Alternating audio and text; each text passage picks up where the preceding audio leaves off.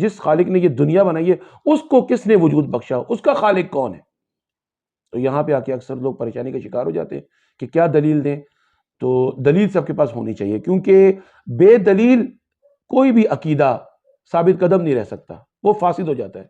اعوذ باللہ من الشیطان الرجیم، بسم اللہ الرحمن الرحیم، الحمد للہ والسلام علی اہلہا، اللہم صلی علی محمد و آل محمد. ناظرین اکرام، ایک نئی ویڈیو کے ساتھ آپ کی خدمت میں ایک بار پھر حاضر ہیں. اس سے پہلے کہ میں بات شروع کروں، آپ سے گزارش ہے کہ ہمارے چینل کو ضرور سبسکرائب کیجئے، بیل آئیکن کو پریس کیجئے تاکہ آپ کو جو بھی ویڈیو آئے وہ بر وقت مل سکے، اور اپنے کمنٹس کیجئے، سوال کیجئے اور تبصرہ کیجئے تاکہ ہمیں آپ سے رہنمائی مل سکے. تو بات شروع کرتے ہیں. آج کا جو میرا موضوع ہے وہ انتہائی اہم ہے، اور ایک ایسا موضوع ہے جس کی وجہ سے معاشرے میں بگاڑ آیا ہوا ہے، خاص طور پہ نوجوانوں میں. اور وہ موضوع کیا ہے؟ وہ موضوع ہے خدا کا وجود. خاص طور پہ جن کا تعلق مذہب سے ہے، چاہے وہ مذہب کوئی بھی ہو، سب کے سب یہ اس بات پہ یقین رکھتے ہیں کہ اس دنیا کا اور ہمارا کوئی نہ کوئی خالق اور مالک ہے. لیکن جو لوگ دہریت کی طرف جا رہے ہیں یا لادینیت کی طرف جا رہے ہیں، وہ خدا کا انکار کر رہے ہیں، وہ ان پر ہی اکثر اعتراض کرتے ہیں کہ اگر اس دنیا کو خالق مالک ہے تو وہ اس بنا پر ہے کیونکہ آپ لوگ یہ دلیل دیتے ہیں کہ کوئی چیز بھی بغیر خالق کے وجود میں نہیں آتی. تو اگر کوئی چیز بھی خالق کے بغیر وجود میں نہیں آتی تو یہ بتاؤ کہ اس خالق نے جس خالق نے یہ دنیا بنائی ہے اس کو کس نے وجود بخشا، اس کا خالق کون ہے؟ تو یہاں پہ آ کے اکثر لوگ پریشانی کا شکار ہو جاتے ہیں کہ کیا دلیل دیں. تو دلیل سب کے پاس ہونی چاہیے، کیونکہ بے دلیل کوئی بھی عقیدہ ثابت قدم نہیں رہ سکتا، وہ فاسد ہو جاتا ہے. مثلا یہ کہ اگر کوئی آپ سے پوچھے کہ خدا ایک ہے اور آپ کہیں کہ خدا ایک ہے، ہاں جی ایک ہے، تو وہ پوچھے کہ اس کی کیا دلیل ہے کہ وہ ایک ہے، تو اس کی دلیل یہ نہیں ہے کہ مولوی صاحب کہتے ہیں خدا ایک ہے یا میرے ابو کہتے ہیں. نہیں، یہ نہیں.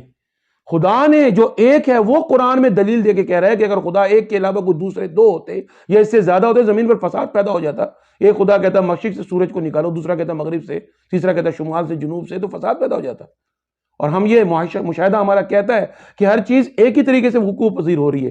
تبھی تو خدا کہتا ہے لن تجد لسنت اللہ تبدیلا، خدا کا طریقہ تبدیل نہیں ہوتا. اس یہ ثابت کرتی ہے یہ چیز کہ خدا ایک ہے.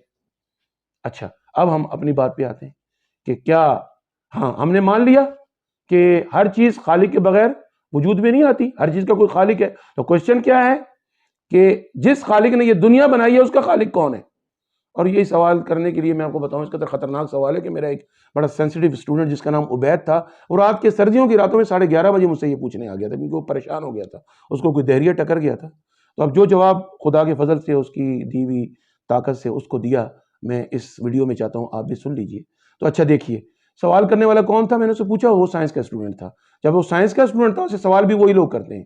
تو اگر وہ سائنس کا اسٹوڈنٹ تھا، میں نے کہا کہ سائنس تو آبزرویشن کا علم ہے، وہ تو مشاہدہ کا علم ہے. تو اپنے مشاہدے پہ کیا وہ یہ بات مان رہا تھا کہ ہر چیز کا کوئی خالق ہوتا ہے؟ اس نے کہا جی ہاں، وہ یہ مان رہا تھا ہر چیز کا کوئی خالق ہوتا ہے. تو میں نے کہا کہ خدا جو اگر ہر چیز کا خالق ہوتا ہے تو دنیا کوئی نہ کوئی خالق موجود ہے، اور وہی خدا ہے. اس نے کہا چلو ٹھیک ہے، مان لیا، اب یہ بتاؤ کہ اس کا خالق کون ہے. تو یہ سوال تھا. تو ہم آ جاتے ہیں سائنس کے مطابق جواب دیتے ہیں. اچھا، ہر چیز کا کوئی خالق ہوتا ہے، اس موبائل کا بھی خالق ہے، کمپیوٹر کا بھی خالق ہے. تو کوشچن یہ ہے، کیا یہ موبائل اپنے خالق جیسا ہے یا اس سے مختلف ہے؟ کیا جواب ہے اس کا؟ ظاہر ہے یہ اس سے مختلف ہے. اچھا، اگر مختلف ہے تو یہ بتائیے کتنا مختلف ہے؟ اب ایک شخص نے امام رضا سے سوال کیا کہ کیا خدا ایک ہے؟ آپ نے فرمایا ایک ہے. اس نے کہا میں بھی تو ایک ہوں، میرا دوسرا کہاں ہے؟ آپ نے فرمایا تو ایک نہیں ہے، بلکہ تو اجزاء کا مرکب ہے، تو کمپاؤنڈ ہے. خود کو ایک کیسے کہہ رہا ہے؟ وہ اپنی ذات میں ایک ہے.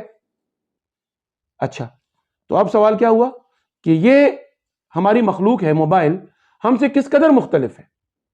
تھوڑا بہت مختلف ہے یا یکسر مختلف ہے؟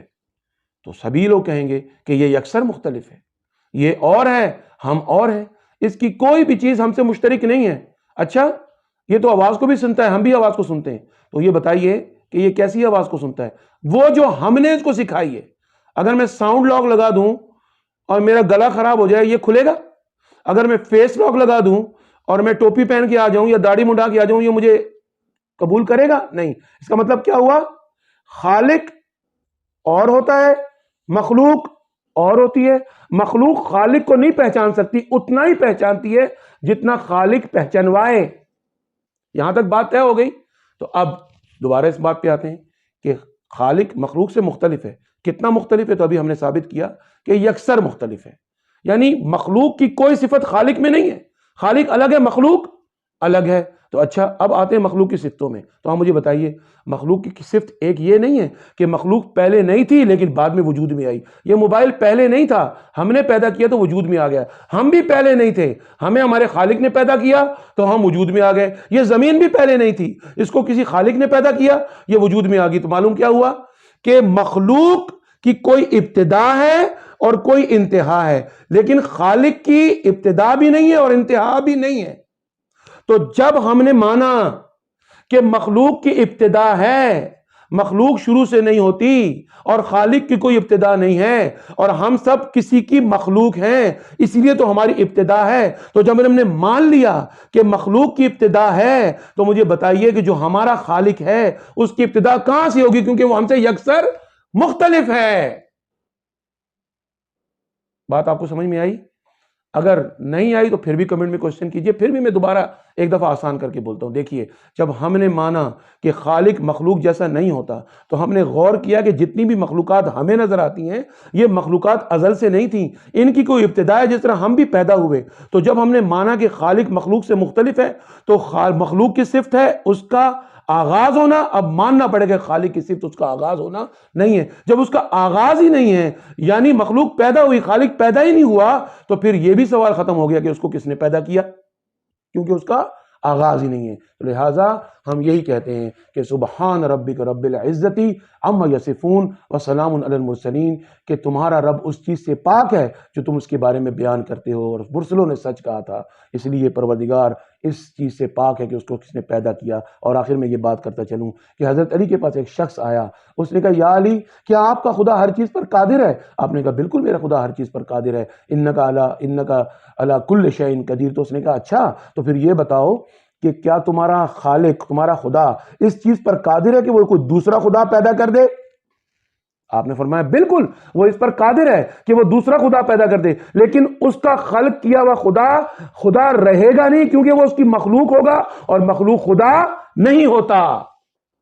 جی ہاں، خدا سے دعا ہے کہ ہمیں وہ ان چیز سے وابستہ کرے جو ہمارے رسول ہمارے لیے چھوڑ کے گئے، یعنی قرآن اور اہل بیت۔ اگر ہم ان دونوں چیزوں سے وابستہ ہو جائیں تو اس تمام سوالوں کے جواب ہم بہت آسانی سے دے سکتے ہیں، اور دنیا کو ہم توحید پرستی کی طرف بلا سکتے ہیں، جو ایسا عمل ہے کہ حضرت علی کے لیے پروردگار کے رسول نے فرمایا یا علی اگر ایک شخص بھی تمہارے ہاتھ پر ایمان لے آئے اور اس کی ہدایت ہو جائے تو وہ اس چیز سے بہتر ہے جس پر سورج چمکتا ہے۔ سورج تو پوری کائنات پر چمکتا ہے، تو اس کا مطلب ہے کسی کی ہدایت کرنا تمام کائنات سے افضل ہے۔